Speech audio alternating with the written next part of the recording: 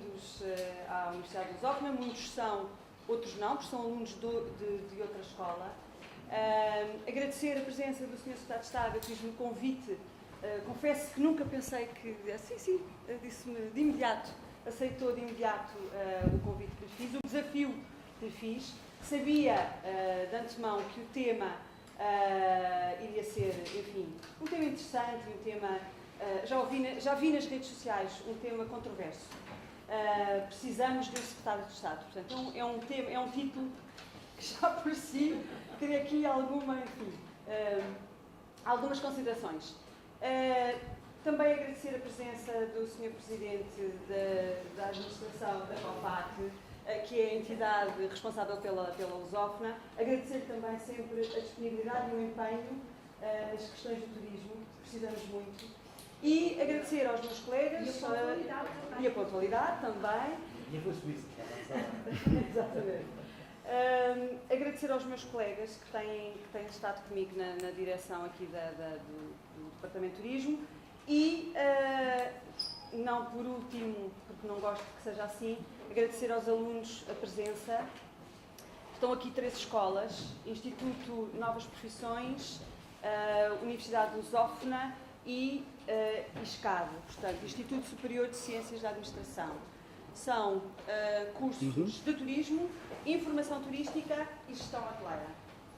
Só para vos dar aqui um breve enquadramento aqui do Sr. Secretário de Estado. O Sr. Secretário de Estado tirou o curso de Direito na Católica, na Universidade Católica. Já passou por vários cargos, desde a Câmara Municipal de Lisboa, vários noutros ministérios. E é desde 2013 o Secretário de Estado do Turismo. Tem feito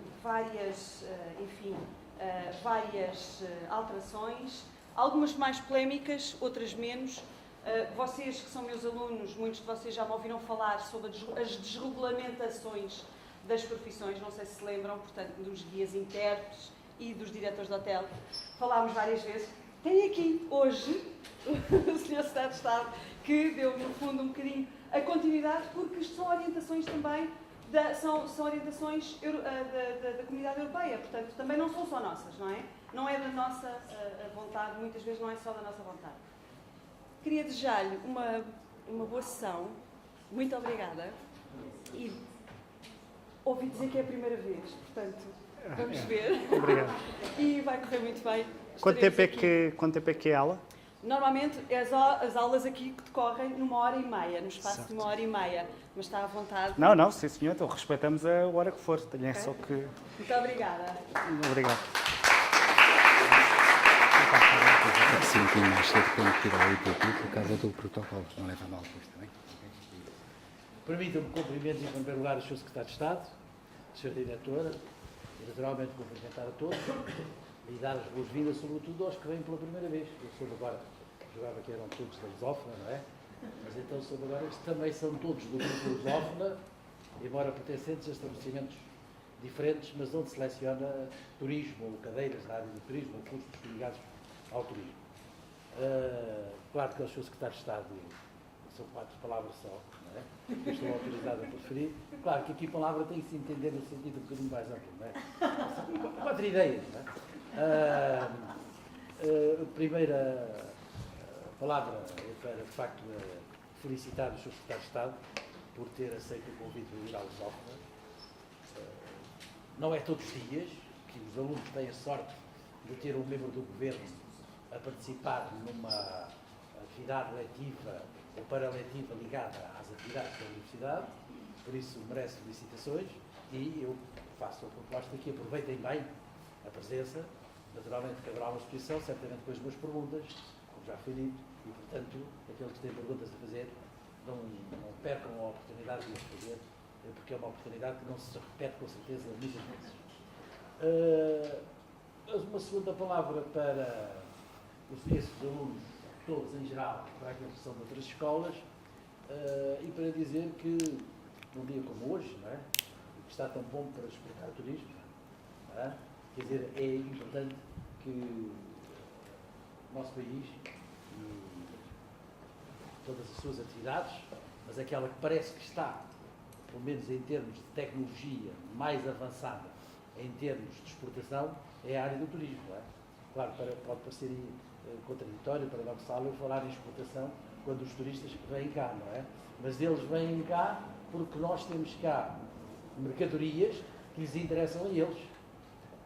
Algumas são naturais, outras são fabricadas e eu às vezes, assim, em estilo de provocação, costumo dizer muitas vezes que uma região turística somente será uma boa região turística se os turistas forem bem explorados. Isto é, todo o dinheiro que trazem deixem no lugar, não é? Não o levem. Para isso é preciso haver mercadorias boas condições boas, responder às expectativas que se criaram, etc, etc. Portanto, se calhar esta é uma boa ideia em termos das exigências enormes que tem qualquer região, por mais condições naturais que tenha, para de facto poder atrair os turistas e o país, a região, obterem bons resultados dessa atividade, que funciona de facto em termos de balança comercial como pagamentos como uma exportação. A última palavra é para salientar que para a Universidade é uma honra receber os secretários de Estado. E eu também não queria assinalar, gostava de assinalar, com uma recordação simbólica, esta medalha, que nós chamamos a medalha da lusofonia, de algum modo encerra o significado dos valores da própria Universidade Lusófona, porque nos termos do número 4 do artigo 82/98 de 14 de abril, salvo esta exatamente a nossa certidão de nascimento, diz que a Universidade Lusófona tem como objeto a investigação, o estudo das artes, o ensino, quer de artes, tecnologias, cultura, ciências, engenharias, etc., em ordem ao desenvolvimento dos países e povos de língua portuguesa. Isto é uma missão que tem que se diga, não é?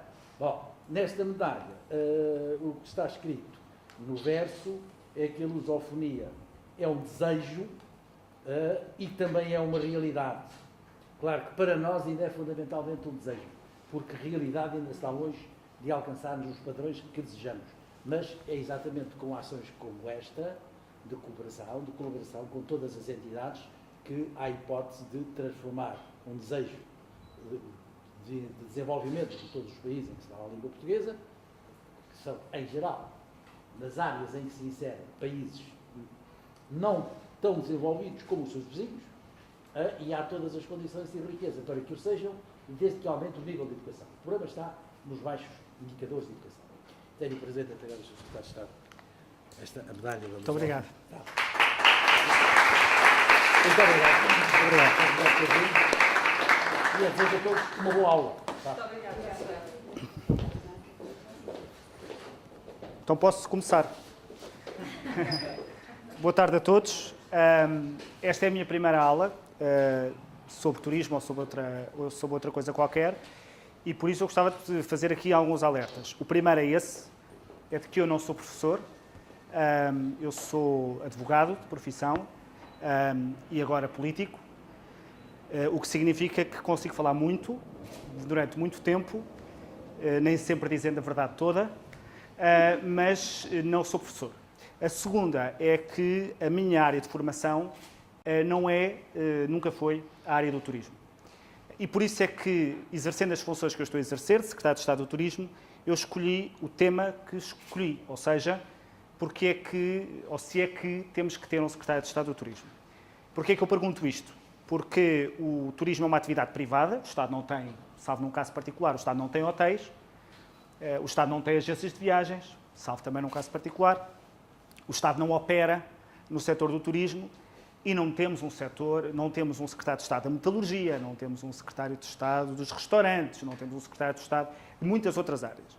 E, portanto, a pergunta que eu faço é, no fundo, para tentar identificar quais é que são as políticas que o Estado deve ter em matéria de turismo, se é que deve ter, e se isso justifica ou não que eu esteja a exercer estas funções. Depois cada um terá a sua resposta, mas pareceu-me que era o melhor ponto de partida para esta exposição, sobre o que é que se faz, ou o que é que se deve fazer no Governo quando se está no exercício destas funções. E eu acho que a primeira forma de responder à pergunta é olhar para os desafios que o setor do turismo tem pela frente e perceber o que é que temos que fazer face a eles. E se temos de fazer alguma coisa, quem é que deve fazer? Eu suponho que me podem responder algumas perguntas para tentar que a aula seja um bocadinho mais dinâmica, e se não houver algum voluntário eu vou ter que escolher ao calhas, mas alguém que possa tentar começar por identificar um desafio que ache que o setor do turismo vive hoje em dia. Há algum desafio que ache que mereça uma resposta por parte de um governante, neste caso, da minha parte. Professora, escolha lá alguém da área de turismo, que é para podermos começar a conversa a partir daqui. É natural. Eu fazia o mesmo. Boa tarde, meu nome é José Tomás. Gostava de saber qual é a sua opinião em relação às constantes paralisações do metro de Lisboa, que tanto prejudicam o nosso turismo no dia-a-dia da cidade de Lisboa. Muito bem. Mais. Vá lá, mais. Tem que escolher? Sim. Pedro. A sustentabilidade ambiental ou do crescimento? Muito bem. Força. Espera aí que houve uma voluntária. Temos que...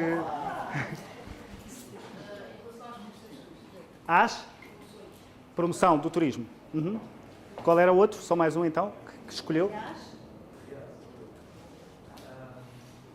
é que se pretende fazer para evitar a sobrecarga turística que tem que ser evitar anualmente no Algarve? Ok. Não é só no Algarve, felizmente. Então temos uma questão que é transportes urbanos, com a gestão urbana. Temos uma questão que tem a ver com a sustentabilidade ambiental e do crescimento, um bocadinho na onda da pergunta dali, ou seja, como é que garantimos que o turismo é sustentável, o seu crescimento, para além da sustentabilidade ambiental, e depois a matéria da promoção. Nenhuma dessas questões, tirando eventualmente a promoção, tem a ver com uma coisa específica do setor do turismo. Os transportes não são normalmente considerados turismo, e já lá vamos, este é um dos pontos que eu quero focar. A sustentabilidade do crescimento tem muito a ver com, ou vivemos numa economia que não vivemos, planificada, em que o Estado tem limites de cotas de hotéis e de empresas e das agências de viagens, ou então é muito difícil de controlar, é uma sobrecarga urbanística, essencialmente, e é com as câmaras, não é com o Estado, ou então temos a matéria da promoção.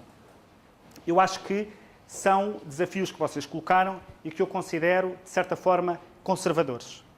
Porque os desafios que o setor do turismo tem pela frente, penso eu, são ligeiramente mais elaborados do que esses, que são os seguintes. Nós vivemos numa sociedade, num mundo, em que o número de turistas está a crescer substancialmente por questões demográficas, por questões de riqueza, portanto, por questões de afluência, não é? Por questões de classe média que existe no mundo inteiro, pela facilidade dos transportes, portanto, pela alteração do perfil dos transportes que permitiu que fosse mais barato viajar e, portanto, o turismo é uma indústria em crescimento no mundo inteiro.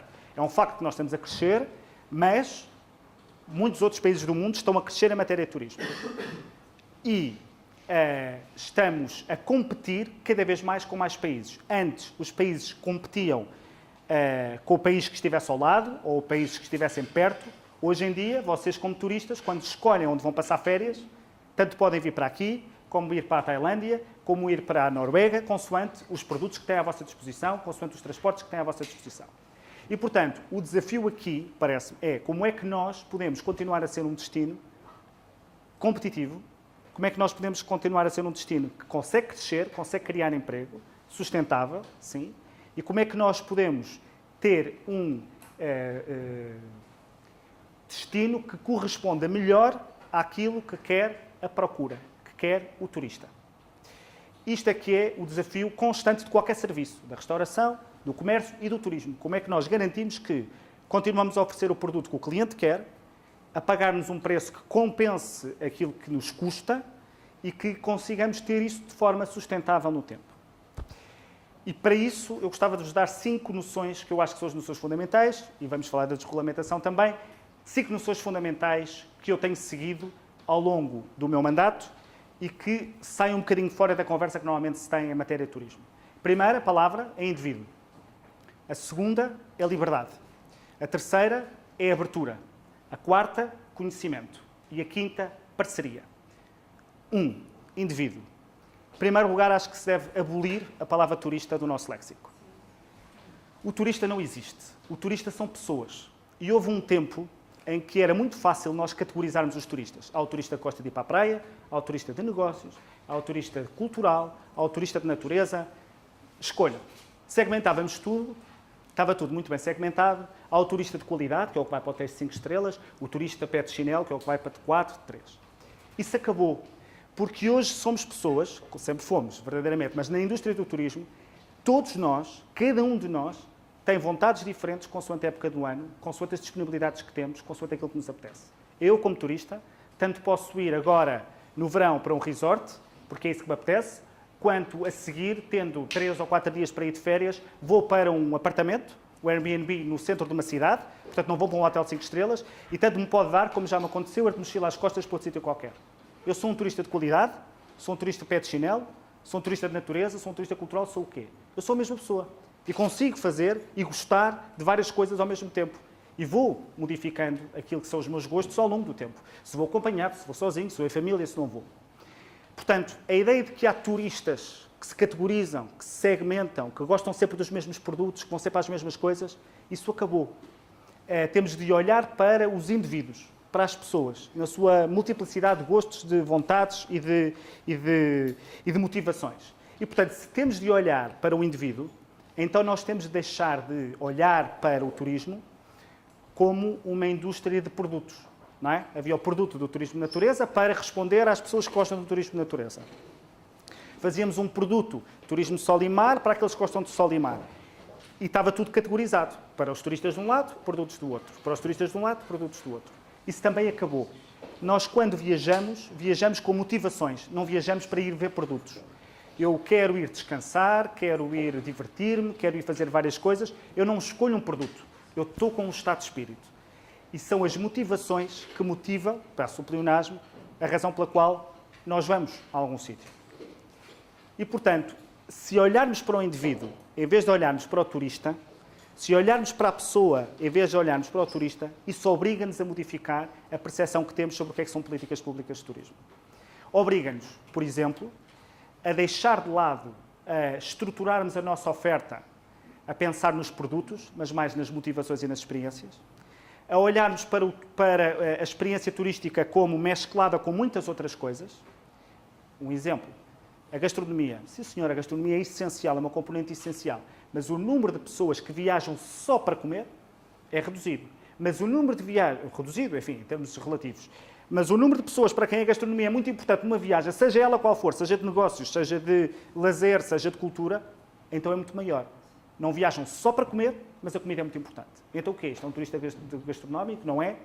E, portanto, se nós eliminarmos o conceito de turista e passarmos a focar-nos nas pessoas, que aliás somos nós, modificamos então a nossa forma de começar a definir as políticas públicas.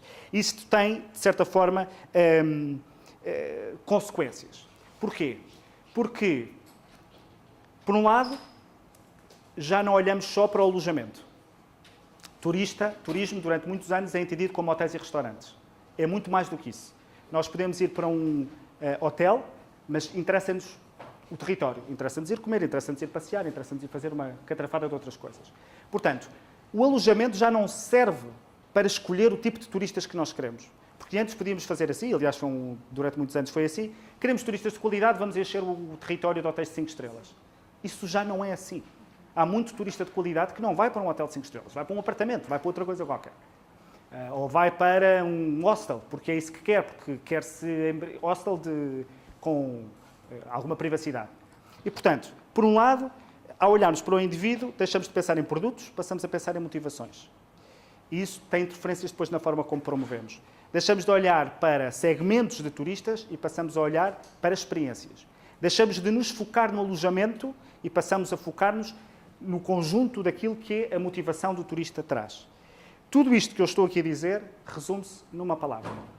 Em vez de olharmos para o turismo do ponto de vista da oferta, que foi como é sempre olhado, nós construímos a oferta e depois vem a procura, é exatamente ao contrário. Temos de olhar para a procura para depois a oferta surgir. Porquê é que isto é importante e porquê é que é esta a mensagem que eu vos estou a passar? Porque é muito fácil dizer, o cliente tem sempre razão, temos de olhar para o turista, isto toda a gente concorda. Mas isto altera por completo, se nós nos focarmos nesta ideia, a nossa percepção sobre qual é que é o papel do governo ou qual é que é o papel do Estado quando está a definir o turismo. Que é, se eu percebo que hoje o turista tem, ou a pessoa, ou o indivíduo, tem muito mais motivações do que aquelas que tinha antes, se ele já consegue escolher aquilo que quer sem ser por produtos e segmentos bem definidos e estratificados, eu deixo de conseguir ter controle sobre o que é que devemos fazer para captar o turista. Não se consegue fazer uma política pública para se captar. Quando se diz muitas vezes, e diz-se muitas vezes, sobretudo porque é preciso sempre desvalorizar quando temos bons resultados, há sempre quem desvaloriza e diga não, mas os bons resultados é porque sempre temos um turismo de low cost, ou um turismo de pé de chinelo, que vieram nas low cost. Normalmente são pessoas que elas viajam em low cost, mas quando são os outros é pé de chinelo. Quando são elas, são espertas porque arranjaram um bom preço para viajar. Porquê que isto altera? Altera porque, por isso é que nós deixámos de o fazer, e é legítimo que outro governo decida fazer coisa diferente, foi pensar, bom, temos que incentivar o surgimento de hotéis de 5 estrelas. Que foi uma política seguida durante muitos anos, que teve consequências. Porque quando se constrói hotéis de 5 estrelas em excesso, havendo excesso de oferta, o que é que acontece? Os preços baixam. E se os preços baixam, os hotéis deixam de conseguir captar os preços que queriam. E se deixam de conseguir captar os preços que queriam, têm que começar a reduzir custos. Se começam a reduzir custos, começam a baixar a qualidade daquilo que serve. E por isso é que, quando olhamos para o indivíduo, para a procura, e não para a oferta, o Estado deve, em minha opinião, abster-se de ter comportamentos destinados a seduzir e a captar uma oferta ou uma procura que o Estado não consegue identificar. O setor privado consegue. Porque se vocês tiverem um hotel, se vocês tiverem um restaurante, se vocês tiverem uma agência de viagens, vocês conhecem os vossos clientes. Vocês movimentam-se no setor privado. Vocês conseguem, para o vosso negócio, especificamente, descobrir quem é o turista que vocês querem. Vocês conseguem identificar que querem turista, por vosso produto é um produto ecológico, por exemplo. Um hotel que nem ar-condicionado tem. O que depois levanta questões sobre a classificação dos hotéis. Mas o hotel que nem ar-condicionado tem. Um hotel especificamente para pessoas que querem viver em contacto absoluto com a natureza. Vocês conseguem categorizar essa motivação, uma motivação ecológica de contacto com a natureza, vocês conseguem contactar os vossos clientes. Vocês conseguem saber que mercados é que são mais sensíveis, com que idades, onde é que essas pessoas estão, onde é que as podem ir seduzir, que agências de viagens é que usam, que sites é que usam para pesquisar. O Estado não consegue fazer isto, relativamente a todos os produtos, a todas as motivações, a todas as experiências. E, portanto, se nós nos focarmos na procura, a primeira coisa que temos que admitir é que o Governo não tem capacidade de interferir naquilo que é o tipo de turista que quer. E temos, por outro lado, de respeitar a procura. Também parece muito banal dizer que temos que respeitar o turista e a procura e que o cliente tem sempre razão. Mas muitas das questões que se levantam hoje no setor do turismo é de quem não consegue respeitar a procura e é de quem não consegue respeitar o turista. Dou-vos vários exemplos. Tuk-tuks. Há muitos tuk-tuks. Se há muitos tuk-tuks, é porquê? É porque se decidiu começar a fabricar tuk-tuks e paciência? É porque o Estado decidiu que os tuk-tuks podem andar? Há muitos tuk-tuks porque há muitos turistas que querem andar tuk-tuk. E depois nós podemos dizer, tuk-tuk é pé de chinelo, mas ao mesmo tempo dizemos que cobram imenso para levar turistas. Os tuk-tuks aparecem porque a procura quer. E a primeira coisa que nós fazemos é tentar perceber porque é que a procura quer. E não começarmos a armar em moralistas a dizer que não é este o tipo de turista que nós queremos em Portugal. Porque se nós multiplicarmos isto por várias coisas, apartamentos, o Airbnb. Bom, porquê é que há tanto Airbnb? Porquê é que o Airbnb explodiu, e não é só em Portugal, mas explodiu no mundo inteiro? Porquê é que os apartamentos hoje são uma das formas mais populares de alojamento? Não foi com certeza porque os donos dos apartamentos decidiram começar a abrir as portas de suas casas em sites. É porque é isso que o turista quer. Há os que querem isso e há outros que querem outras coisas, querem ir para hotéis. Os produtos não são iguais. Porquê é que é assim? Então, qual é a função do Estado relativamente a isto? Por exemplo, relativamente ao Airbnb. É dizer, bom, ó senhor turista, olha, eu gosto imenso de si, nós queremos recebê-lo, mas em vez de ir para o apartamento, o senhor tem que ir para um hotel. Mas porquê? Eu gostava de ir para um apartamento. Não, mas o Governo acha que o senhor tem que ir para um hotel. Não, mas é que eu sinto melhor no apartamento, estou no centro da cidade, consigo ter os meus filhos todos enfiados dentro do apartamento sem ter que pagar 2 3/4. Não, temos imensa pena, mas hotel é que é. Sabe porquê? Porque nós temos uma lei em que para nós o conceito de hotel é este e só este, e não pode ser outro. Isto é desrespeitar o turista, é desrespeitar o viajante, é desrespeitar aqueles que nos procuram. Sobretudo, mas depois há sempre desculpas ótimas para desrespeitar, é dizer que é a qualidade, são turistas com pouca qualidade, são turistas que não deixam cá o dinheiro que deviam. Não é verdade. Não é verdade. E, portanto, se nós nos focarmos no indivíduo e na procura, não só temos que nos abster de ter políticas, porque desconhecemos, não conseguimos controlar tudo aquilo que os turistas querem, por outro lado também temos que o respeitar.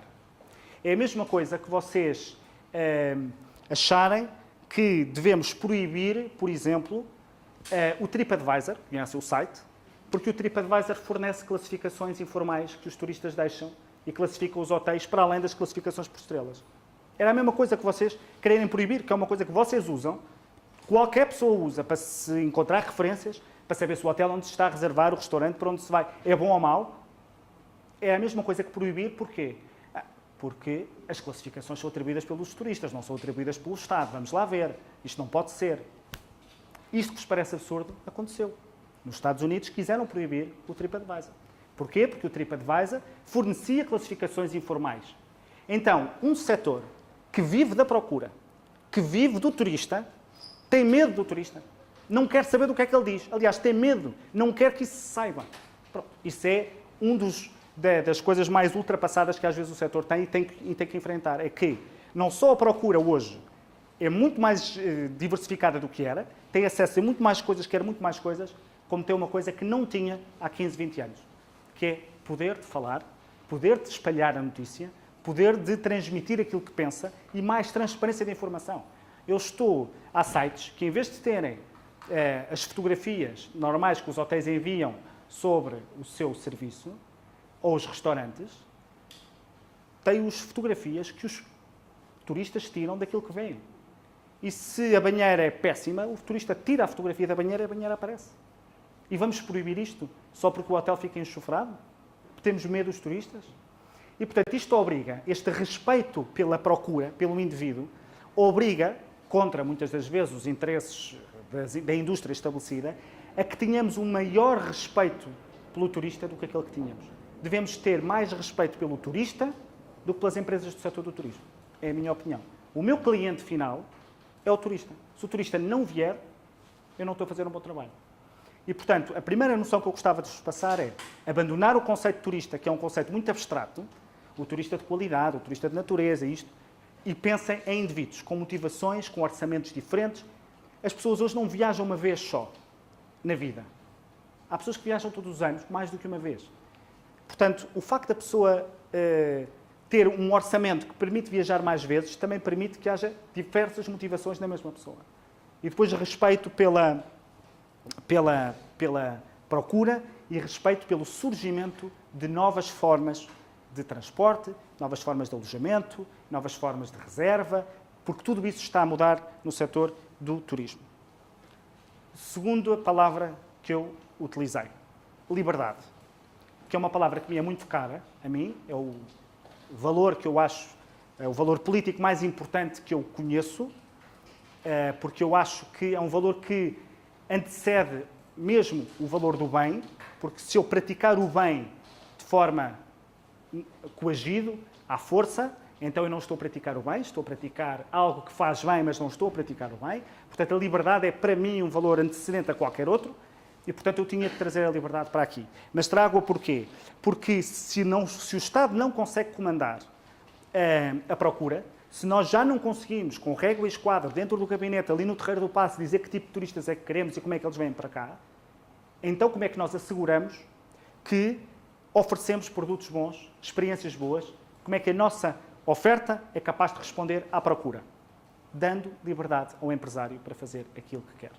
Com certeza que tem que haver limitações urbanísticas, limitações ambientais, limitações de segurança, tudo isso tem que existir, mas do ponto de vista do conceito sobre uma experiência turística, temos de dar liberdade aos empresários para fazer aquilo que querem.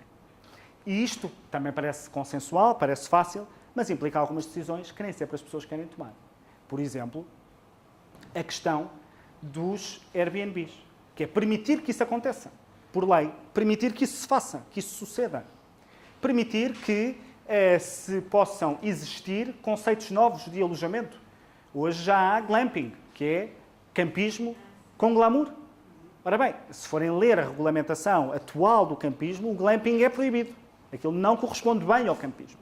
E aquela ideia que nós tínhamos, hotel é isto, pensão é isto, um hostel é isto, aqueles conceitos muito fechadinhos, isso acabou. Acabou. Os hotéis vão começar a não ter recepção, outros vão ter recepção, o restaurante é enfiado na recepção, um jardim enfiado no meio dos quartos. A imaginação é que conta. No outro dia abriu na Suíça um hotel chamado Hotel 0 Estrelas. As pessoas dormem em contentores. Mas não pensem que são contentores em que a pessoa dorme mal. É uma boa estratégia de marketing, chama-se Hotel 100 Estrelas, ou 0 Estrelas. São de facto contentores, mas são contentores de luxo. Há quem pague para aquilo. Podemos pensar, bom, mas a lei pode prever que pessoas durmam em contentores? Se a pessoa quer dormir em contentores, se aquilo cumpre com os requisitos ambientais de segurança, porque é que não há de poder dormir em contentores se é um produto que está para aparecer?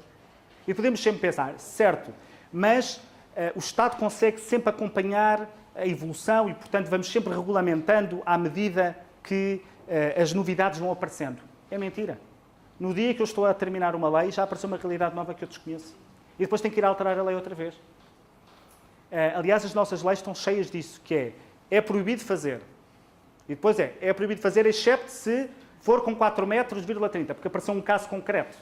E depois altera-se outra vez. E em vez de se dizer o melhor é não proibir, estamos nisto. E, portanto, dar liberdade ao empresário para fazer o que quer. Eu falei do alojamento, mas falo-vos de outra coisa.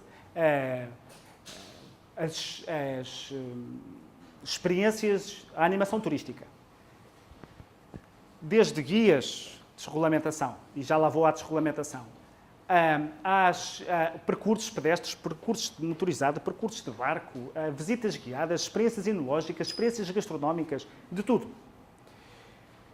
O que é que nós fizemos para que isso começasse a surgir com maior frequência, para que o produto aparecesse? Foi liberalizar o regime de acesso a esta atividade. Foi eliminar os seguros que havia, eliminar os registros que havia, cortámos as taxas em 80%. Para quê? Eu não sabia o que é que ia acontecer, eu não sabia que experiências é que ia acontecer, eu não sabia se iam aparecer tuk-tuks, se vão aparecer os go-go-karts, se as pessoas vão andar de barco. Não sabia. O que eu sabia é que os empresários iam aparecer. E apareceram. Desde que liberalizámos o regime, o número de empresas de animação turística cresceu 70%. Isto significa que vão ter todos sucesso? Não, não significa. Há muitos que vão fracassar, há muitos que vão falhar, há muitos que não vão oferecer um bom produto. Há muitos que vão oferecer um produto que vai ser ultrapassado por outros. Mas, se falharem, o regime é tão fácil que eles podem tentar outra vez. Outra ideia, Nós não podemos diabolizar o fracasso. Não há nenhuma sociedade moderna em que o fracasso seja condenado. O fracasso faz parte das tentativas para chegar ao sucesso. É por isso que os regimes mais abertos do mundo, mais competitivos, por norma, têm mais qualidade. Porque as pessoas vão tentando, vão procurando renovar aquilo que é a sua atividade. Portanto, ao dar liberdade, é permitir novos conceitos e é também facilitar o acesso à atividade. Porquê é que nós desregulamentámos a profissão? Desregulamentámos não, completámos a desregulamentação da profissão de guias. Porque hoje não é possível travar a possibilidade de aparecerem produtos novos que não estão previstos sequer na formação dos guias oficiais. Vocês que são interessados por cinema, podem querer fazer visitas guiadas, percursos, experiências relacionadas com o cinema português. E vão ver onde o Wim Wenders filmou, e vão ver onde o Manuel de Oliveira filmou, fazem percursos, contratam os restaurantes, contactam, criam um produto, criam um pacote. Porquê é que têm de ser guias oficiais? Dizem-me, questão da qualidade. É como dizer que um jornalista só pode ser jornalista se tirar o curso de comunicação social. Dir-me-ão, é evidente que tem de haver uma preocupação de qualidade. É certo, se as visitas forem uma porcaria, fracassam. Com certeza, há de haver visitas que são uma porcaria. Fracassam. Isto permitiu criar emprego, permitiu surgir produtos novos, não ter os produtos todos formatados, qualquer classe profissional, e eu faço parte de uma, que é a advocacia, e sou contra as barreiras ao acesso à atividade, assim que está protegida e não deixa entrar mais ninguém, ou deixa entrar a conta-gotas, a qualidade diminui, as pessoas acalmam, preguiçam, porque não tem concorrência. A concorrência é o garante da qualidade. E como o turista quer cada vez coisas mais inovadoras, diferentes, que não encontra noutro sítio qualquer, eu não estou a falar destes assuntos, de certeza que falam nas vossas aulas, a autenticidade, que temos de ser cada vez mais autênticos, a nossa identidade, etc. Se o turista quer isso tudo, então temos que deixar que isso apareça. E são os empresários que fazem. É por isso que nós achamos que não devemos gastar um tostão a organizar experiências turísticas como se fazia antigamente com os programas Algarve, etc. Isso são os empresários que fazem. São os empresários que fazem e que decidem o que é que devem fazer. E, portanto, isto tem consequências do ponto de vista, também do ponto de vista das decisões políticas e da legislação. Eu gostava de... Já falei a questão dos guias intérpretes, que eu acho que é uma delas, e é uma medida discutível. Atenção, é uma medida polémica. Eu não estou a defendê-la como se fosse consensual e não houvesse espaço para outras pessoas discordarem da opinião. Evidentemente, esta é a minha opinião. Mas vou-vos dar um outro exemplo que eu acho que é interessante, que é os hostels. Nós temos os melhores hostels da Europa, como sabem, do mundo. Saem todas as revistas. Não havia uma lei para hostels. Ou seja, nós temos os melhores hostels da Europa, ou do mundo, e não havia lei. Não havia lei que dissesse como é que os hostels tinham que ser, o que é que tinham que oferecer, e ainda assim, nós tínhamos os melhores da Europa e do mundo. Porquê? Porque o empresário quer ter o melhor serviço para ter os melhores clientes. E aconteceu. Claro, como em Portugal tudo o que mexe, as pessoas têm que regulamentar e querem regulamentar, eu durante muitos meses ouvi que tínhamos que regulamentar os hostels, tínhamos que regulamentar os hostels. A minha vontade não era regulamentar. Mas pensei, como não sei quem é que vem a seguir, o melhor é regulamentar à minha maneira, em vez de regulamentar, deixar o espaço para que o próximo regulamente. E então regulamentei. Dizendo uma coisa que para mim é simples. Hostel é o estabelecimento de hospedagem em que as camas que estão em dormitório são superiores ao número de camas que não está em dormitório, que está em quartos. E tem de ter espaços comuns para os turistas. Li logo um artigo que dizia que a nossa regulamentação era promíscua. Porque as casas de banho, dizemos nós, não tinham que ser separadas por géneros. Eu convido-vos a ir a qualquer hostel criado antes desta legislação. Vão lá ver se as casas de banho não estão separadas por géneros. Estão separadas por géneros. É evidente que estão. Esta ideia que temos que regulamentar tudo. Se não regulamentarmos o empresário, aquilo que vai fazer é lixar o turista e lixar o cliente, isso é uma visão que eu, enfim, desconheço. Claro, em tempos em que o cliente não podia queixar-se, em que o cliente não podia emitir a sua opinião, em que o cliente não conseguia, com a transparência que a informação da internet permite, dizê-lo, era uma coisa. Hoje, qualquer hostel cuja casa de banho esteja porca, a primeira coisa que vai aparecer nas queixas é este hostel tem as casas de banho porcas. E se esse hostel quiser viver assim, com essas críticas vive, mas não viverá muito tempo. E, portanto, aquilo que este conceito de liberdade nós temos levado a várias matérias, desregulamentando profissões, desregulamentando ou regulamentando de forma muito minimalista os novos produtos. Para quê? Para que os produtos sejam cada vez mais dinâmicos, abertos, que nós não condicionemos. Porque se nós regulamentarmos tudo, aquilo que nós estamos a fazer é os hotéis todos iguais. Porque se eu regulamento até quantas camas, quantos quartos, o minibar, etc, etc, etc, estou a fazer os produtos todos iguais. Reparem, neste momento, aquele caso do ar-condicionado. Eu não sei se um hotel que não queira ter ar-condicionado para ser ecológico 100%, se pode ser um hotel de 5 estrelas, provavelmente não pode, porque a classificação não permite. E, portanto, por isso é que também estamos a alterar o sistema de classificação, para permitir maior flexibilidade. Mas dar-vos esta noção de liberdade para que a oferta possa adaptar-se àquilo que quer a procura e evitar uma coisa que eu acho que é muito comum em Portugal e nos ordenamentos jurídicos continentais, ou seja, da Europa continental, que é aquela coisa do se há alguma coisa a mexer, põe um imposto. Se ela continuar a mexer, regula. Se parar de mexer, subsidia. E é isto que é o movimento da economia normalmente em Portugal. E acho que é isso que temos que evitar. Terceira palavra que eu utilizo. Abertura. Abertura para quê? Para já falámos, para os novos conceitos. Mas nós, de facto, precisamos de abertura porque os novos conceitos estão a ser cada vez mais disruptivos. E qual é que é a forma de, como dizia o Darwin, quem é que é o mais forte? Quem é que é o mais forte? Quem é que sobrevive mais? É o que é mais forte fisicamente ou é a espécie que melhor se adapta à mudança? É a que melhor se adapta à mudança. E nós podemos não gostar da mudança. Podemos não gostar do que vem aí. Mas se não nos adaptarmos ao que vem aí, vamos perder. Com a agravante de que no turismo não dá para fazer aquilo que dá para fazer noutras indústrias, que é fechar as fronteiras para impedir produtos novos que vêm competir connosco. Nós temos que viver de fronteiras abertas para os turistas virem. Portanto, a única opção é encarar a mudança com abertura e não tentar travá-la. Foi isso que fizemos no Airbnb. Aquilo que fizemos no Airbnb não é aquilo que a maior parte dos países europeus está a fazer. A maior parte dos países europeus está a limitar e a proibir. Por acaso, não é o que acontece no Reino Unido.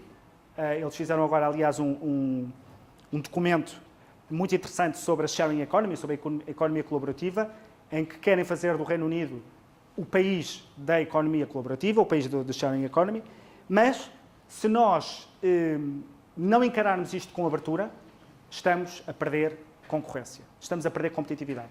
Mais exemplos que eu vos posso dar. Os portais de reservas. A Booking, ou o Booking. O portal de reservas funciona, toda a gente vai ao Booking e o Booking está a começar a cobrar cada vez mais, comissões cada vez mais altas aos hotéis para estarem lá. O que é que podemos fazer para combater isto? Não é, com certeza, criar o portal português de reservas. Está-se a rir, mas foi uma das reivindicações que me fizeram chegar quando eu apareci. Eu disse, eu não acho isso um absurdo. A mudança está aqui. Vai ser sempre o Booking? Não, não vai. A Ericsson, quando apareceram os telemóveis, também toda a gente tinha Ericsson. E depois passou toda a gente a ter Nokias. E depois a evolução avança. A Booking, se continuar a cobrar comissões dessas, e se não continuar a prestar serviço e não renovar, outras coisas vão aparecer. Estive há pouco tempo em Tel Aviv e em Israel, e uma das startups que visitei, o que é que eles faziam? Era precisamente mecanismos para, quando a pessoa vai ao Booking, normalmente a pessoa depois vai ser para o site do hotel para ver aquilo. Para que a pessoa já não saísse do site do hotel e já não voltasse ao Booking. Fizesse a reserva por lá. Que tivesse, o site que tivesse preços mais competitivos e que conseguisse medir o preço através de algoritmos, que o preço não pode ser fixo hoje em dia. Vocês se forem procurar bilhetes de avião para Copenhaga, se vocês procurarem mais que 2 vezes para o mesmo dia, para aquele destino, à terceira vez o preço já está mais alto. Porquê? Porque o site já sabe que vocês querem mesmo ir para Copenhaga naquele dia. E, portanto, o preço está mais alto. E, portanto, são algoritmos. Isto é ciência, tecnologia. Isto é turismo também.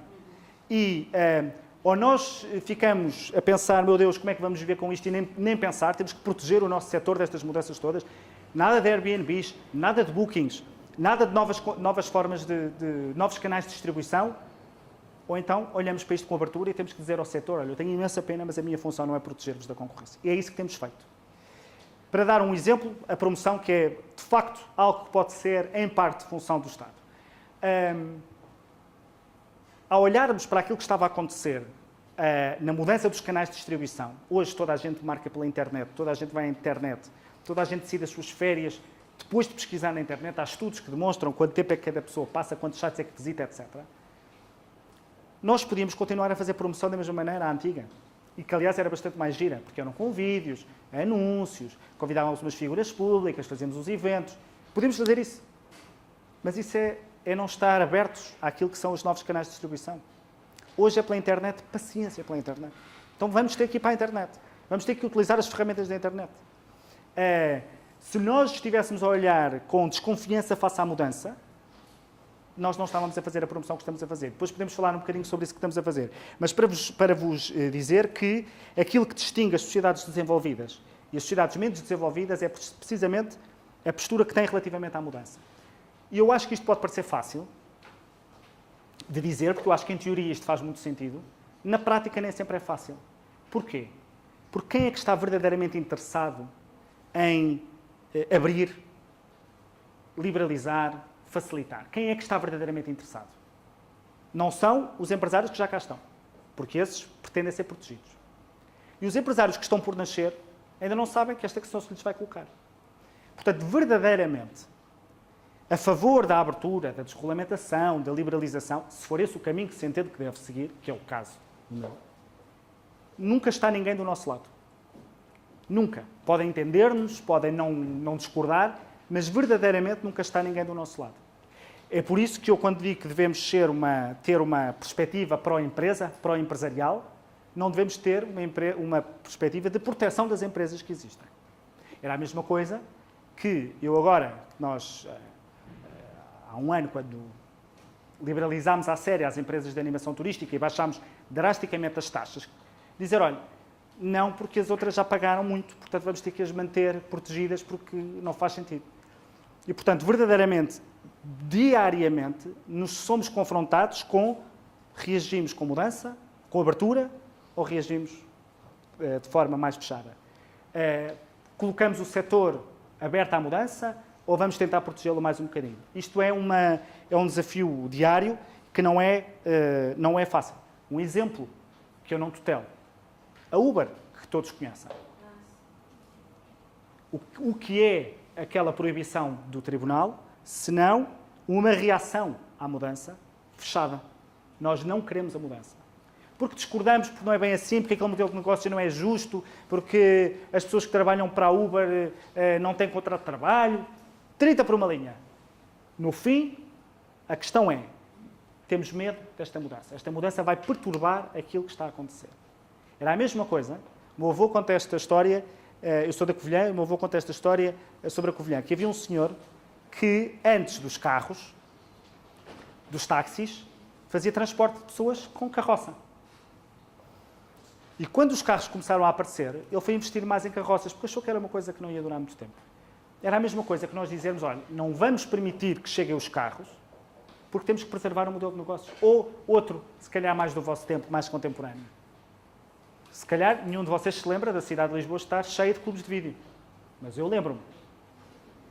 Faz algum sentido os clubes de vídeo virem ter com o governo e dizer, olha, isto agora com o streaming e com os downloads, devia proibir isto, que é para nós continuarmos a manter o nosso clube de vídeo, que é para as pessoas continuarem a comprar VHS e DVDs. Isto não faz sentido nenhum. Mas diariamente somos confrontados com estas reivindicações. Só que há umas que são fáceis de ter apoio popular, porque vocês consomem a Uber, conseguem comparar com os táxis, consomem o streaming, portanto não querem ser obrigados a comprar DVDs, e portanto, naquilo que vocês consomem diariamente, vocês são atores mais envolvidos e portanto conseguem perceber se o governo faz bem ou mal em proibir ou não proibir. Agora pensem na quantidade de coisas que vocês desconhecem, das inovações a que vocês não estão a aceder, porque há quem esteja a querer proibir ou há quem esteja a querer limitar. Depois, porquê é que há abertura? Porque o Estado não consegue, de facto, prever tudo aquilo que vai acontecer. E nós temos que ter essa humildade. E como não conseguimos prever as inovações que vão acontecer, nós temos que ter esta perspectiva. Eu não sei há quanto tempo é que estou a falar, mas já só faltam mais duas palavras. A outra é conhecimento. Conhecimento não no sentido de conhecermos muito a procura, que isso não é novidade nenhuma, não vos estou a dar novidade nenhuma, como é evidente, temos que conhecer. Conhecimento no sentido em que o mundo mudou e a informação que está ao nosso dispor é hoje muito maior. Eu gostava de usar alguns exemplos. Uma companhia aérea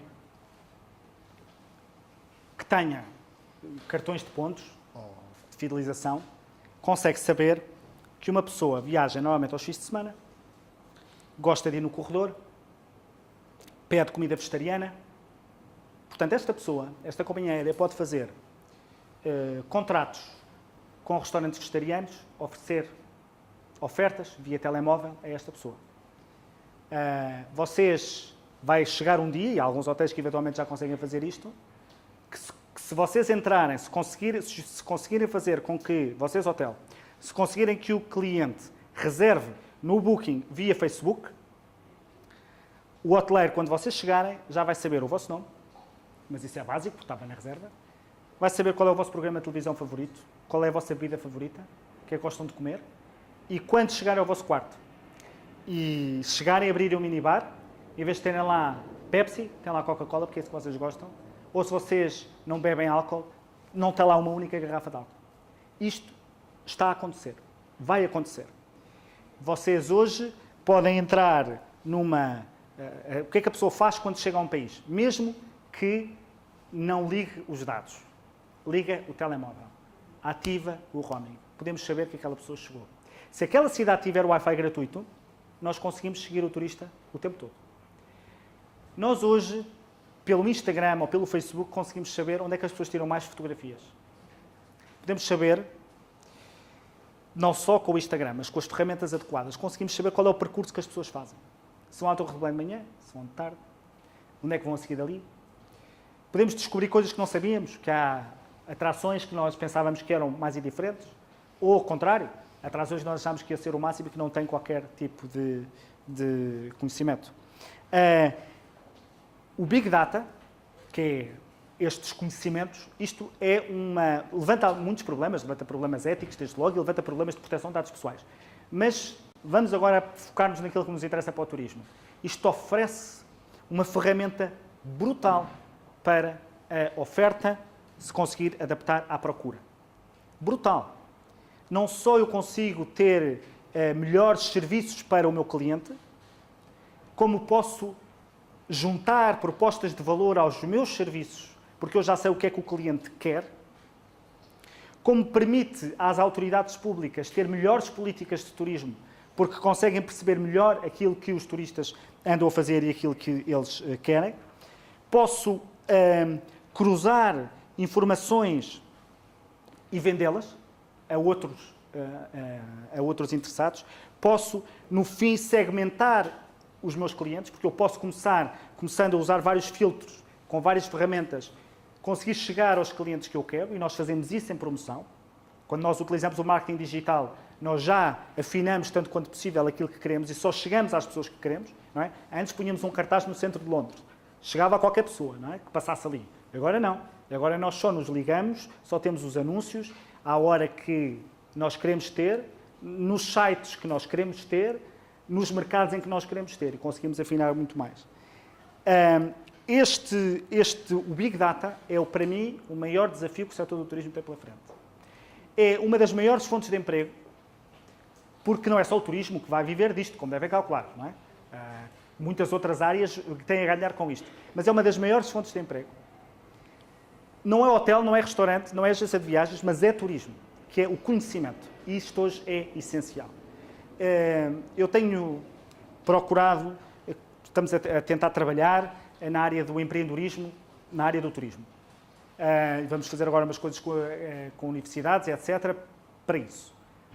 Aquilo que eu tenho visitado de ecossistemas empreendedores vai muito neste sentido, de oferecer serviços que permitam conhecer melhor e atuar e segmentar a mensagem. Um exemplo. Aquela velha técnica dos cartões de fidelização que os hotéis têm, não é? Ou os restaurantes, põem lá o carimbozinho, depois tem um desconto. Quem é que guarda mais que 2 cartões desses na vida? Ninguém. Ou perde. Hoje já se agrega isso tudo, já conseguimos agregar, já conseguimos ter oferta e cruzar informação. E, portanto, eu acho que isso é, do ponto de vista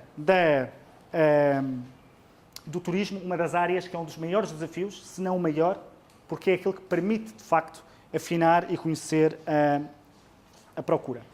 E a última palavra é parceria. Porquê? Porque precisamente o primeiro ponto que foi levantado, o primeiro desafio, o que é que eu penso das greves do metro, isso não é turismo, mas tem tudo a ver com turismo. A limpeza de uma cidade é turismo. As condições do litoral é turismo. Os transportes aéreos é turismo. A agricultura pode ser turismo.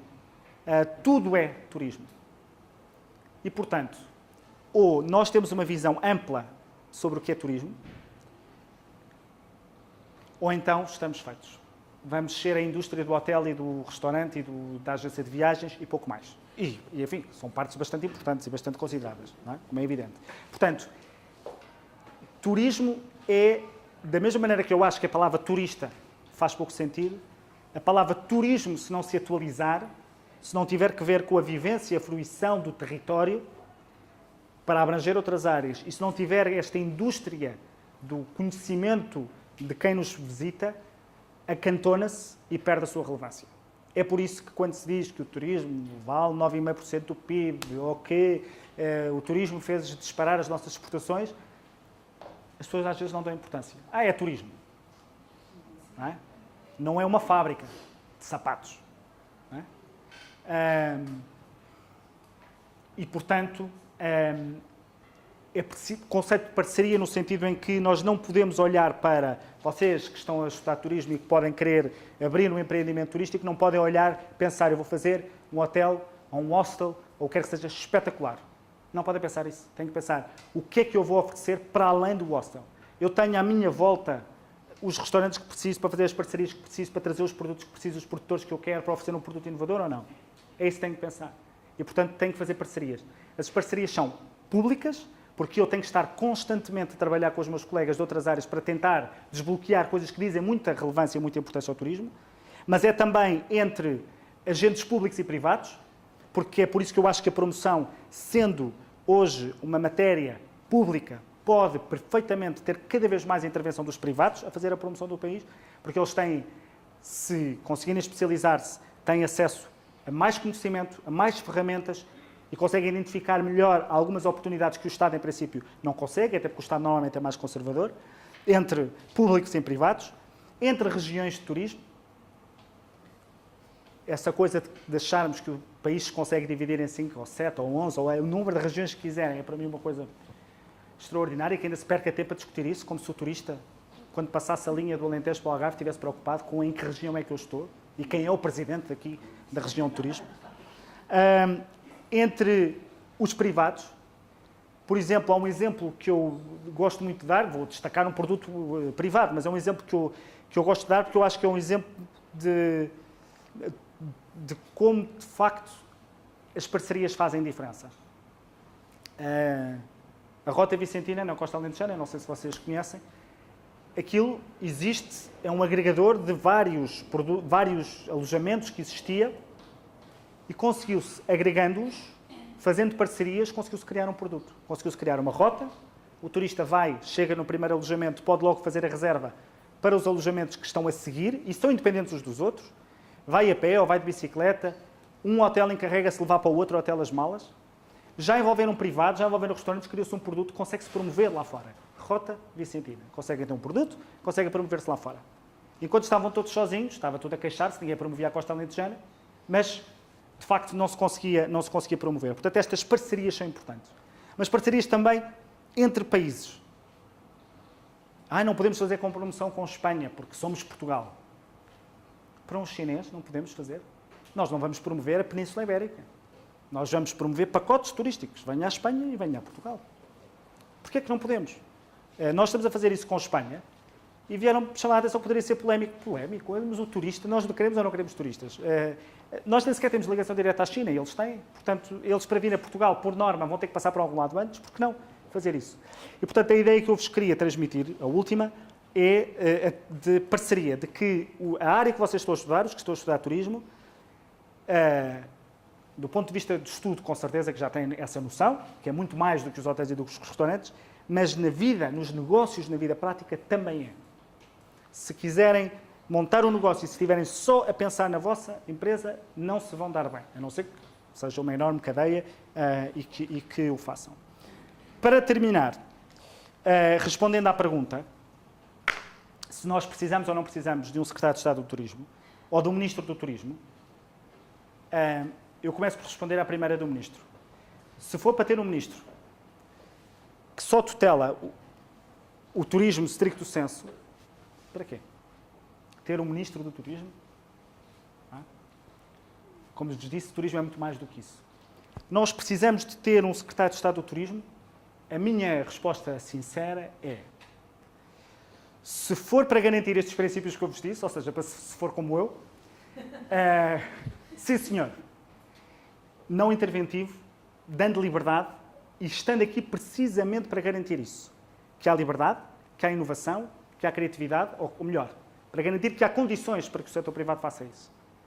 Mas isso não tem necessariamente que ser do turismo. Pode ser do turismo e de outras áreas. Não é? E, portanto, a pergunta é provocatória. Nós vamos ter sempre secretários de Estado do Turismo, acho que isso não está em questão. O que eu quis foi dizer-vos é que foi chamar-vos a atenção que o papel que ele possa ter, seja ele qual for, tem de ser um papel de deixar que a indústria e que o setor privado faça o seu trabalho. Chegaste no fim. E pronto, era mais ou menos isto que agora estou disponível para todas as perguntas que quiserem fazer. Acho que acabei por falar de quase tudo. Vamos lá, há aqui coisas de que eu não falei e que são muito importantes. Eu só não falei porque acho que de certeza que já são do vosso conhecimento. Eu quis trazer-vos uma nova perspectiva. A importância da sustentabilidade ambiental, a importância dos recursos humanos. Os recursos humanos são essenciais. Por mais big data que esteja o turismo, por mais informatizado que esteja o conhecimento, é uma indústria de pessoas. As pessoas são essenciais. Portanto, a formação é essencial. A sustentabilidade, como é que podemos crescer e crescer de forma sustentável sem prejudicar o território, sem prejudicar os nossos ativos. Tudo isso é muito importante. Eu não vos falei, não é porque não considero importante. O que eu quis foi trazer-vos uma ideia sobre as políticas públicas e que políticas públicas é que nós devemos seguir em matéria de turismo. E espero ter correspondido mais ou menos àquilo que queriam. Obrigado.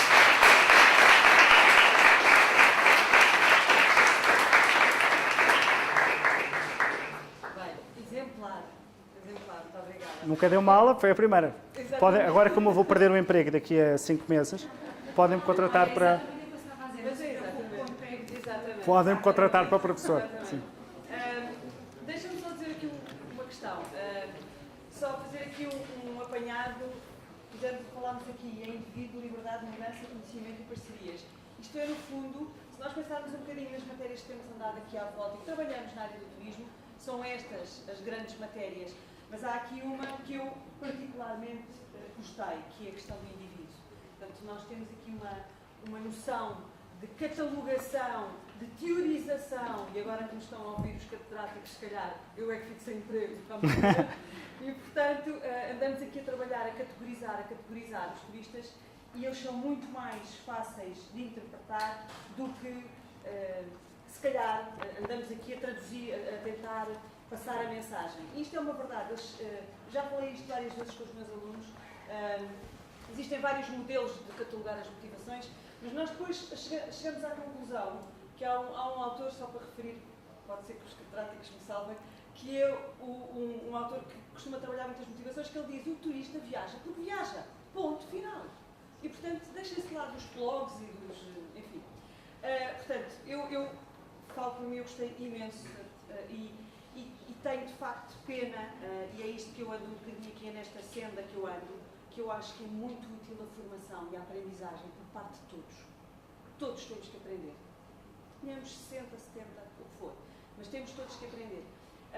E agora, dava-vos a palavra, que certeza que têm coisas para contar. José Tomás. Gostava de perceber, ouvi atentamente a questão dos guias, e gostava de perceber até quanto é benéfico, por exemplo, no hotel, a profissão na relação Salvador, obrigatoriamente tem que ser regulamentada, e o seu diretor não é. Até que ponto é que é benéfico para o setor? Muito bem. Essa é uma pergunta que às vezes me fazem de forma um bocadinho mais provocatória. Então, um taberneiro pode ser diretor de hotel? Exatamente. E eu respondo: se o dono do hotel é doido o suficiente para pôr um taberneiro a diretor de hotel, é porque ou é doido e o negócio vai ruir, ou é porque o taberneiro tem competência para ser diretor de hotel.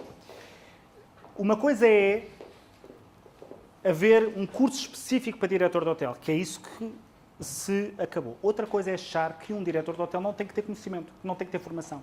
Ela pode ser em gestão, ela pode ser em matemáticas, ela pode ser aquilo que o hotel precisar num determinado momento. Se um hotel vive determinados problemas financeiros, de recursos humanos ou de posicionamento, provavelmente as competências que são necessárias são umas. Passado um tempo, são outras. Eu acho que a profissão de diretor de hotel, a função é essencial. Essencial num hotel. Essencial. E acho que deve ser qualificada. Mas se começarmos a fazer restrições à entrada e cursos, nós podemos eventualmente, de facto, estar a formar profissionais que depois podem não estar a corresponder, de acordo com a formação que é dada, àquilo que o mercado, entretanto, está a pedir. E, portanto, eu não tenho nenhum desrespeito pela profissão de diretor de hotel, antes pelo contrário. Acho até que, como outras profissões, ganham na sua autorregulação. E ganham em estabelecer parcerias com as universidades para que haja cursos reconhecidos, cursos homologados, etc. Mas cabe ao dono do hotel, decidir aquilo que quer fazer. Mas, de facto, eu percebo que não seja uma questão fácil de convencer. É, de facto, foi a nossa opção, apesar dela ser, de facto, fruto de obrigações nossas, mas, como eu costumo dizer, foi fruto de obrigações, mas eu não as tomei com reserva mental. De facto, estou de acordo com isso. E, sinceramente, estamos cá para ver se os hotéis vão estar pior ou melhor geridos daqui a 10 anos, depois de termos feito aquilo que fizemos. Mais questões? Meu Deus, tem que haver mais qualquer coisa. O género feminino. Não, o género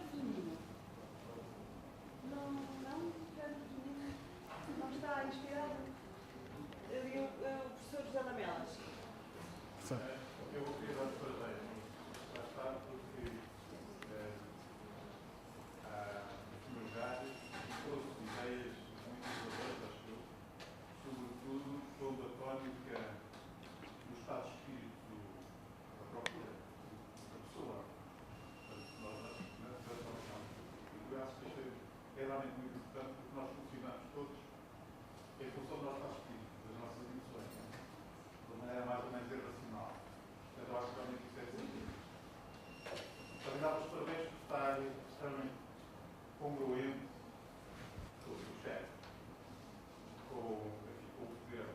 Realmente é essa a linha de interesse. Agora eu diria que nem 8 nem 80. Ou seja, quando nós pomos toda a autoridade de poder na procura, eu lembro-me de uma frase atribuída ao Sr. Henry Ford, que foi um dos grandes inovadores da história da tecnologia, que dizia: se lhe perguntassem o que é que era necessário para nós andarmos mais depressa, viajarmos mais depressa, se perguntassem ao consumidor, aliás, às pessoas, as pessoas diriam que queria cavalos com mais força, que andassem mais depressa. E o Sr. Ford foi um inovador. Portanto, criou o automóvel. E, portanto, isto quer dizer que mais recentemente temos o Steve Jobs, que não foi com base na procura que ele inventou o que inventou. Isso também revolucionou. Ou seja, a inovação é mais importante, na minha opinião, do que as motivações emocionais, o estado de espírito do consumidor, da procura das pessoas. Então, espero, portanto, nem 8 nem 80 é aqui que eu vou ficar. A segunda aspecto, ou a segunda palavra que eu referi, eu também diria nem 8 nem 80, ou seja, os nossos empresários, certamente conhecem ainda melhor que eu também estou no meio deles, infelizmente, guiam sobretudo pelo lucro imediato. Infelizmente, acredito com o tempo que eles vão evoluir, já há alguns, mas o lucro imediato significa, sobretudo em período de crise, por exemplo, como estamos a passar, é reduzir custos. E reduzir custos, por exemplo, é reduzir qualidade pessoal. Por exemplo, quando as escolas investem cada vez mais em recursos humanos, em Portugal também, estamos a tê-los fugindo. Porque penso que é isto, o liberalismo levado aos extremos, faz com que isto aconteça. Portanto, era essa parte. Dizer-lhe duas coisas. A primeira é que eu estou inteiramente de acordo consigo relativamente à inovação. Quando eu digo que o foco tem que estar na procura, e a propósito do Big Data eu falei disso, foi de oferecer produtos que o turista ainda não sabe que quer. E, portanto, o foco na procura é procurar perceber o que é que a procura quer ou o que é que ela pode querer. E isso só pode ser feito com risco privado, porque o Estado não consegue antecipar isso. E, portanto, eu concordo consigo, aquilo que o Henry Ford diz, eu também estou de acordo, que é as pessoas só vão reagindo àquilo que conhecem. Mas respeitar os sinais que os turistas estão a dar, que os viajantes estão a dar, para começar a perceber que outros produtos é que podem surgir, que outras experiências, acho que isso é essencial. E acho que nós estamos sempre, em muita coisa, do lado da oferta constantemente. O caso, para mim, da classificação hoteleira é um ótimo exemplo. Se forem ver, até estamos a trabalhar nisso, nessa revisão, se for ver os critérios da classificação dos hotéis, estão todos pensados do lado da oferta. Não há nenhum, ou quase nenhum, sobre qualidade de serviço.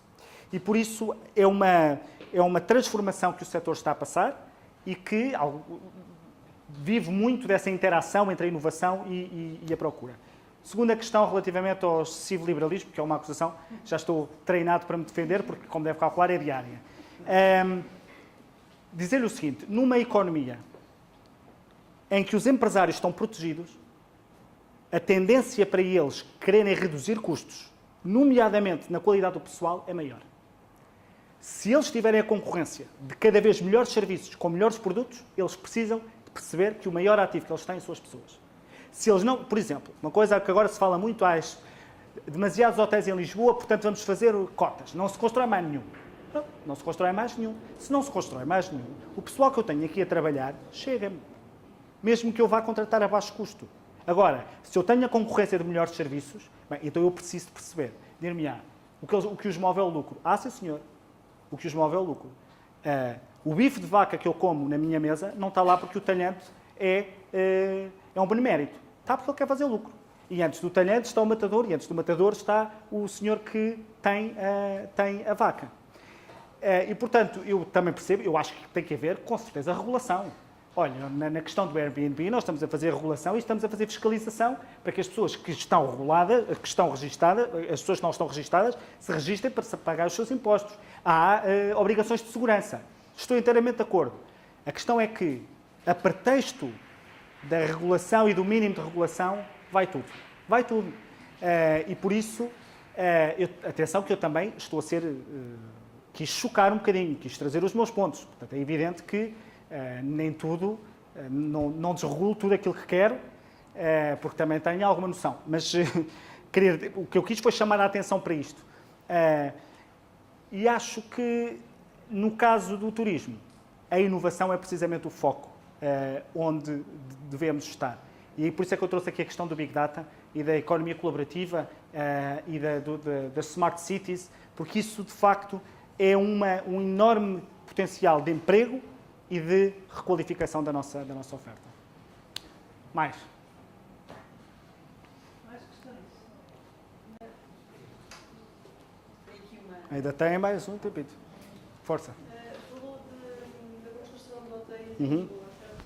Mas nós temos uma capacidade de carga, digamos, limitada. E está certo que a competitividade vai Uhum. ter uns vão à falência e outros Sim. saem. Mas estar a construir, estar sempre a construir... Ok. Certo. Mas aí há uma questão que eu acho que é relevante, que é onde é que tem que estar a decisão de se calhar temos hotéis a mais. E essa decisão tem de estar, do meu ponto de vista, abaixo e do ponto de vista urbanístico. Ou seja, é eventualmente a Câmara Municipal que, tendo em conta a gestão urbanística que faz, que deve decidir que este bairro está-se a desconfigurar porque são só hotéis. Vamos não licenciar aqui, olha, vá para Sete Rios, vá para outro sítio qualquer. Porque é uma decisão que está mais perto da realidade, com maior legitimidade e leva em conta critérios urbanísticos, sustentabilidade, ambientais, etc. Ter o turismo de Portugal, ou o Ministério do Turismo ou da Economia, a dizer temos que proteger os hotéis que cá estão, porque senão vão à falência, isso é que não. Portanto, eu admito, sim senhor, que tenha que haver restrições ambientais, tenha que haver restrições urbanísticas, mas não económicas. Ou seja, há uma sobrecarga, sim, mas que a sobrecarga que é identificada seja uma sobrecarga urbanística ou ambiental e não uma sobrecarga de temos que proteger os hotéis que já cá estão construídos. E depois, a experiência que eu tenho é que quem se queixa de manhã que há hotéis a mais, à tarde está a pôr um projeto para um novo hotel no Turismo de Portugal, que acontece com muita frequência. Porque é sempre... Não, mas o meu é diferente, porque o meu é inovador e pois, são todos inovadores. Mas também é verdade que também têm de acabar os estímulos estaduais à construção. Isso é verdade. Porque uma coisa é o hoteleiro, sob sua conta e risco, investimento 100% privado, que decide investir. Outra é o Estado estar a criar linhas de financiamento, linhas de apoio, indistintamente, constrói. Porque, de facto, aí o Estado já está a influenciar, já está a convidar as pessoas, um fundo comunitário o que é? Quantas pessoas não olham para os fundos comunitários a pensar, deixa-me cá ver que fundos é que há para saber o que é que eu vou fazer. E ver se era ao contrário, eu quero fazer isto, deixa cá ver se há fundos comunitários. Portanto, muitas das vezes os fundos comunitários servem como uma via verde, um sinal que se dá ao mercado de, olha, faça.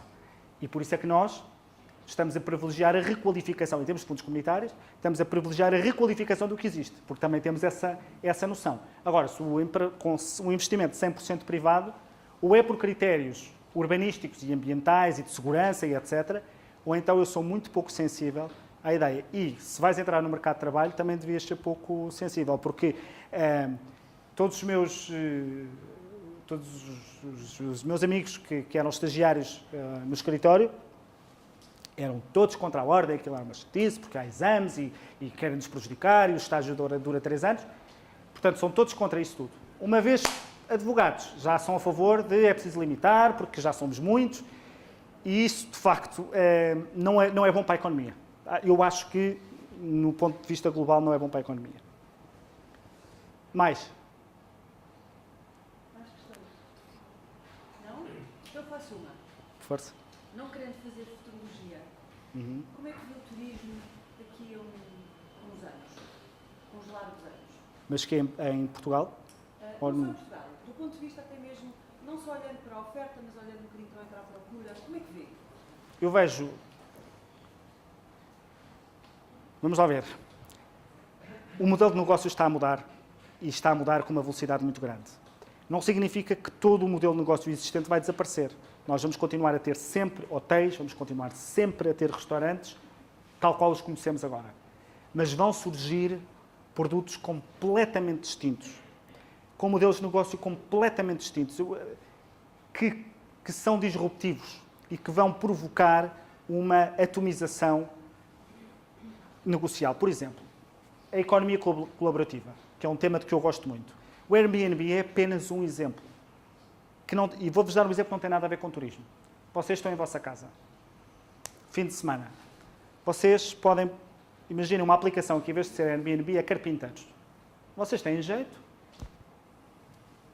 toca-vos o telefone, sim senhor, e vão fazer um trabalho de carpintaria. Isto está a acontecer com as atividades económicas. Vocês colocam à vossa disposição o vosso carro, a vossa casa, o vosso saber, os vossos conhecimentos, vão ser guias turísticos, vão fazer isso. E, portanto, o modelo de negócio do turismo está a alterar-se profundamente. E, portanto, eu vejo mais perto do indivíduo, com um modelo de negócio muito mais atento à procura, em que o conhecimento vai ter um papel extraordinário. Aquilo que eu posso quase apostar é que daqui a 10 anos, quando eu chegar a qualquer tipo de empreendimento, de agência, o dono já vai saber tudo sobre mim. Tudo. No restaurante eu já vou chegar e o couvert que lá vai estar já não vai ser o mesmo da mesa do lado. Sem eu abrir a boca. Onde vai ser possível ter na palma da nossa mão, ou noutra coisa qualquer, o controle total sobre a nossa experiência turística. Total. E por isso é que eu acho que é um mundo fascinante. E faz-me alguma confusão que se fale pouco disto. Que continuemos a olhar para a realidade com o filtro. Há uma expressão que o meu avô tem num dos seus livros, porque o meu avô foi professor de turismo, que é as pessoas que olham para a realidade com o espelho, que é, vamos andando e pomos um espelho. E vamos tentando reagir aos desafios do futuro olhando para trás. O que é que teve sucesso antes? Como é que reagimos antes e teve sucesso? Isso é uma técnica que eu acho que está despida. Portanto, olhar para um hostel, por exemplo, e estar preocupado que aquilo não cabe bem no conceito de hotel, então, mas como é que vai caber? Então temos que fazer um regulamento, então quanto é que vai medir a cama? São preocupações que eu acho que demonstram como ainda não estamos apetrechados para estes desafios. E vejo como uma experiência, lá está, menos turística e muito mais humana. Viajamos porque viajamos. Vai ser possível viajar vai ser, por isso é que é uma indústria em crescimento, é com outros modelos de negócio. As perspectivas de crescimento são muito grandes, como se calhar sabem, e acho que é uma indústria que está a levantar desafios muito, muito interessantes. E depois sim colocam-se problemas de sustentabilidade, saber se Veneza pode continuar a ser aquilo que é, se Barcelona pode continuar a ser aquilo que é, vão ser outros problemas que quem estiver cá na altura para os tentar resolver, mas vejo como uma experiência muito mais humana, menos indústria e onde o fator humano é de facto essencial. E acho que a formação é essencial e aquilo que vos procurei transmitir aqui foi a ideia de que vão entrar, para aqueles que estudam turismo e para aqueles que estão interessados no fenómeno, vão entrar para uma área em que vocês, se olharem bem para a realidade, vão saber mais do que muitos dos outros que já cá estão há não sei quantos anos a trabalhar.